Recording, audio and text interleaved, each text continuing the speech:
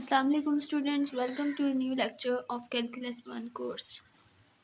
आज के लेक्चर में हम 5 एग्जांपल्स करेंगे डेरिवेटिव से रिलेटेड। तो जो फर्स्ट एग्जांपल है वो है y is equal to x square plus under root x over x. यहाँ पर जब भी कोई चीज़ डिवीजन में आ जाएगी यानी कि हमारे पास डिवाइड हो रहा होगा तो हम इसमें क्वोशिएंट रूल अप्लाई करेंगे। क्वोशिएंट रूल अप्लाई करने का सिंपल सा एक फार्मूला है जो कि मैं आपको बताती हूँ। इस तरफ तो दोनों तरफ डेरिवेटिव लेते होते हैं ना, तो इस तरफ जब डेरिवेटिव लेंगे तो वो तो d y by d x, क्योंकि d by d x simple derivative लेना होता है। तो जब डी बाई डी एक्स आप डेरिवेटिव ले रहे हैं इस तरफ तो d y by d x हो जाएगा, ये वाई साथ मल्टीप्लाई हो जाएगा। जब यहाँ पर लेंगे तो आप सबसे पहले डिनोमिनेटर का स्क्वायर ले लेंगे, यानी एक्स का स्क्वायर हो गया। फिर डिनोमिनेटर को ऊपर एज इट इज़ लिखेंगे और आप इसके नोमिनेटर का डेरिवेटिव लेंगे। फिर आप माइनस का सिंबल लगाएंगे, फिर आप इसका जो नोमिनेटर है उसको एज इट इज़ लिखेंगे, फिर आप डेरिवेटिव लेंगे इसके डिनोमिनेटर का। ये इसका फॉर्मूला है, आप इसको अच्छे से याद कर लें। उसके बाद आपको बहुत इजीली आप इसको 2-3 एग्जांपल्स इसकी सॉल्व करेंगे, आप बहुत इजीली इसको अच्छे से समझ जाएंगे। अब इसका डेरिवेटिव लेते हैं, बस सिंपल यही सिर्फ यहाँ पर सिर्फ ये फार्मूला लगाना था, बाकी आगे सिंपल है। आपने क्या करना है, सबसे पहले आपने जब एक्स को एज इट इज़ रहने दें, इस चीज़ का जब डेरिवेटिव आप लेंगे आपने ये डेरिवेटिव्स ख़त्म करने हैं, यानी इनको लेना है। इस चीज़ का तो डेरिवेटिव आपको पता है जब आप लेंगे तो, क्योंकि आप एक्स का ही डेरिवेटिव ले रहे हैं विद रिस्पेक्ट टू एक्स, तो आपका 1 आ जाएगा आंसर, यानी कि यहाँ पर तो ये चीज़ आ जाएगी। अब इस चीज़ का डेरिवेटिव लेना है तो पहले डेरिवेटिव इस पे भी अप्लाई होगा प्लस फिर डेरिवेटिव इस पे अप्लाई हो जाएगा। जब डेरिवेटिव इस पे अप्लाई होगा तो लास्ट एग्जांपल जो हमने लास्ट लेक्चर में की थी उसमें आपने एक्स स्क्वायर का डेरिवेटिव लिया था कि पावर एज इट इज़ आएगी, फिर इसकी पावर में एक -1 आ जाएगा, फिर उसके बाद इस चीज़ का x का डेरिवेटिव ले लेंगे जो कि 1 के इक्वल होता है, तो उसको हमें लिखने की ज़रूरत नहीं है फिर उसको, तो इसका डेरिवेटिव 2x आ जाएगा। अब ये वाला जो 1/x स्क्वायर है ये होल ब्रैकेट के साथ है, यानी कि इस पूरे के साथ ये वाला है 1/x स्क्वायर। ये नीचे वाला x स्क्वायर मैंने यहाँ पर बाय कर दिया, सिंपल मैथमेटिक का रूल है, ये आप सबको पता होगा। ये वाला x एज इट इज़ लिखा, फिर जब इसका डेरिवेटिव लिया तो ये 2x हो गया, प्लस अब इसका डेरिवेटिव लेना है। सिंपल वही रूल लगाना है, आपने 1/2 एज इट इज़ पहले लिखना है, नहीं इधर यहाँ पर ये जो पावर में चीज़ थी ना यहाँ पर, वो आपने जो भी पावर में चीज़ होती है, जो भी आपके पास कांस्टेंट पावर में होता है, आप उसको एज इट इज़ यहाँ पर एज ए कोफिशिएंट लिख देते हैं।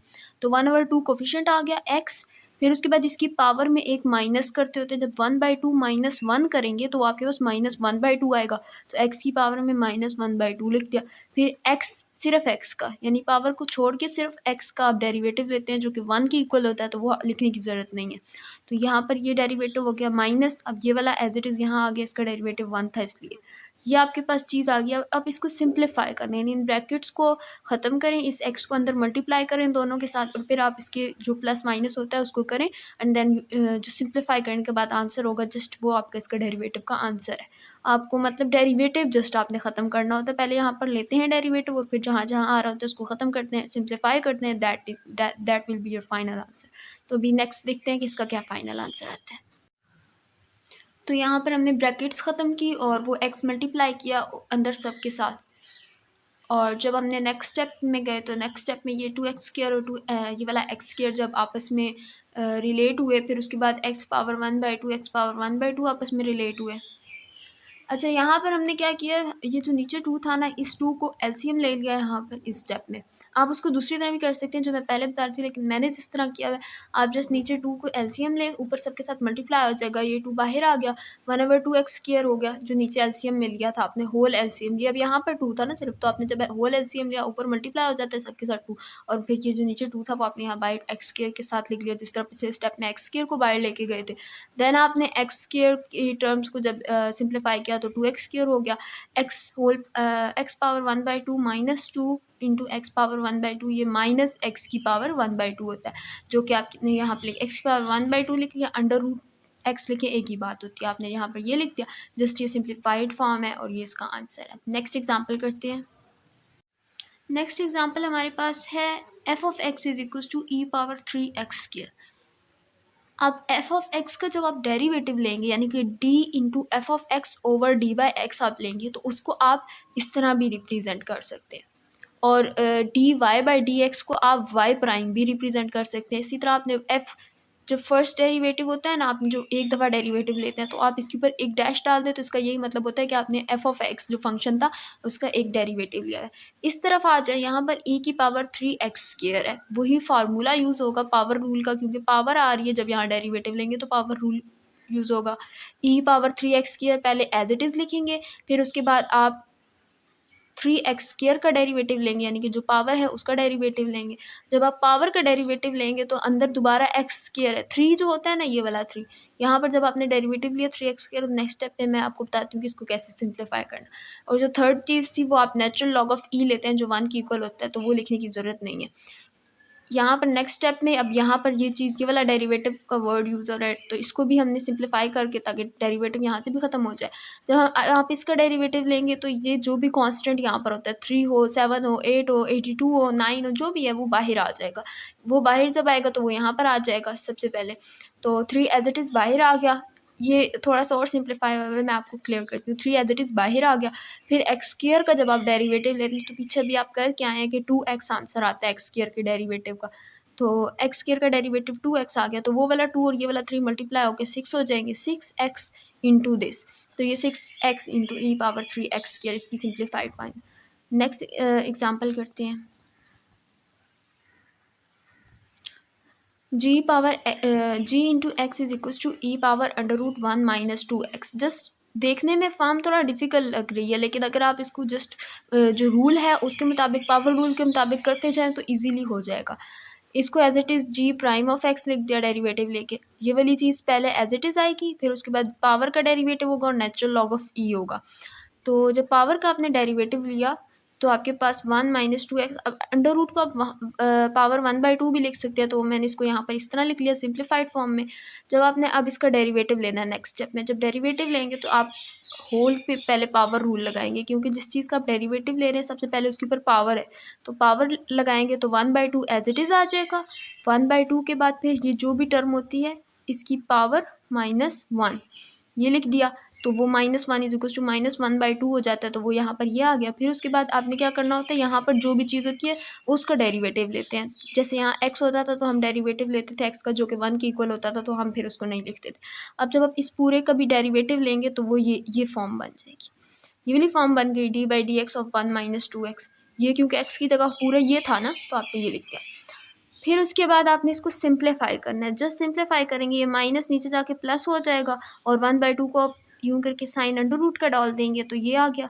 और बाकी ये चीज़ एज इट इज़ लिखी हुई है। ये वाला 1/2 आप जब इस चीज़ पे डेरिवेटिव, क्योंकि एक डेरिवेटिव का ये रहता है ना, तो इस पे जब आप अप्लाई करेंगे तो पहले 1 पे अप्लाई होगा, फिर माइनस, फिर 2 इंटू डेरिवेटिव ऑफ एक्स, तो एक्स डेरिवेटिव 1 हो जाता है, 2 यहाँ पर एज इट इज़ रह जाएगा। 1 का जब आपने डेरिवेटिव लिया तो कांस्टेंट का डेरिवेटिव 0 होता है, यहाँ पर 0 हो जाएगा, तो यहाँ पर माइनस के साथ 2 आ जाएगा, -2। और ये वाला 2 पहले से था, तो इन दोनों को आप कैंसिल आउट कर दें, आपके पास minus into e into under root 1 minus 2x over under root 1 minus 2। बहुत ही ईजी था ये। इसको और ज़्यादा सिंप्लीफाई भी करेंगे, क्योंकि आपको पता है कि मैथ के क्वेश्चंस में कभी भी हम नीचे अंडर रूट नहीं रहने देते, कभी भी डिनोमिनेटर में अंडर रूट नहीं आने देते, तो इसलिए हम इसको रेशनलाइज कर लेंगे, अंडर रूट वाली टर्म के साथ मल्टीप्लाई कर लेंगे और फिर उसके साथ डिवाइड भी कर लेंगे। और जब ये इस तरह आ जाएगा तो नीचे वाला, इन दोनों को जब आप इकट्ठा करेंगे, मल्टीप्लाई कर रहे हैं ना, तो इकट्ठा करने की वजह से इसका स्क्वायर हो गया, दोनों क्योंकि सेम टर्म्स है, स्क्वायर हुआ तो स्क्वायर रूट को कैंसिल आउट कर देगा, 1 माइनस 2x नीचे रह जाएगा, ऊपर ये वाली चीज़ एज इट इज़ आ जाएगी, और ये इसका फाइनल आंसर है। अब इसका नेक्स्ट एग्जाम्पल करते हैं। इस एग्जाम्पल में हमारे पास x की ये 2 टर्म्स हैं, ये 4 कांस्टेंट है इसलिए बाहर आ गया। x की ये 2 टर्म्स आपको नज़र आ रही है, इसमें भी x आ रहा है और इसमें भी आ रहा है, और दोनों आपस में मल्टीप्लाई हो रही है, तो यहाँ पर आप प्रोडक्ट रूल लगाएंगे। आपने ये खुद देखना होगा, क्वोशिएंट रूल लगाना है, प्रोडक्ट रूल लगाना है या सिंपल रूल लगाना है। तो यहाँ पर आपने प्रोडक्ट रूल लगाया, प्रोडक्ट रूल वही, एक को एज इट इज़ रखते हैं, 4 तो बाहर आ गया, अब आप एक्स स्क्वायर और ई इंटू 1/x से डील करें। एक दफ़ा एक्स स्क्वायर को एज इट इज़ रखेंगे, अगले का डेरिवेटिव लेंगे, प्लस अगले को एज इट इज़ रखेंगे और फिर एक्स स्क्वायर का डेरिवेटिव लेंगे।